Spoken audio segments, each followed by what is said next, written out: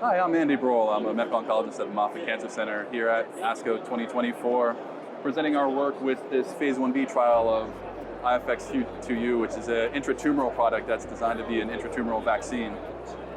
So this investigational product is an agent that we inject directly into the tumors to try to hopefully elicit an immune priming effect to make PD-1 therapy more effective. What it is it's a transfection agent plus a bacterial protein that gets into the cancer cells and then should get expressed on the surface of the cancer cells once it gets transfected in.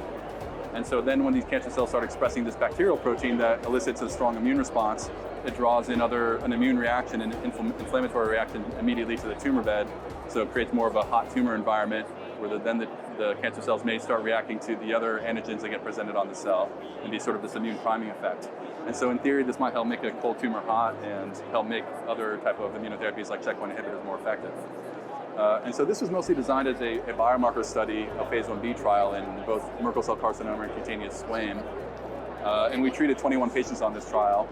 And this is a very well-tolerated product that had very little toxicity, very minor, mostly reactions at the immediate tumor site where you injected it in, but very few systemic interactions. But the most interesting thing is that we, after the patients have received these intratumoral injections, we challenged a lot of them after they finished the trial, which is a really short window trial. They were on this treatment for 2 to 3 weeks, followed for about a month, and then they're off. So a pretty quick kind of window study. We started a lot of these patients on just anti-PD-1 afterwards, after they had been refractory to it before. So all of these patients had received prior anti-PD-1 and had progressed on this agent. And interestingly, when we rechallenged them with PD-1, especially in the Merkel cohort, we saw a good percentage of them had these pretty pronounced and dramatic responses when they'd been previously refractory to PD-1. And in fact, in Merkel, 5 out of the 9 patients that had these evaluable responses, so more than half of them had this really pronounced response. Some of them you can see in these anecdotal reports, they're having pretty dramatic high burden of disease that are responding quite dramatically. And most of them were quite prolonged responses. Most of them are ongoing, or a couple of them that stopped were after a couple of years worth of response. So quite durable in their responses as well.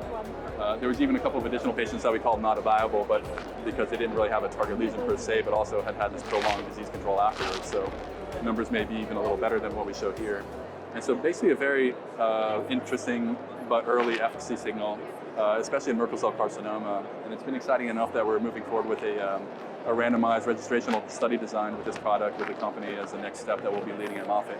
So we look forward to opening that soon and having another treatment option hopefully for our patients with Merkel cell carcinoma if that trial goes well.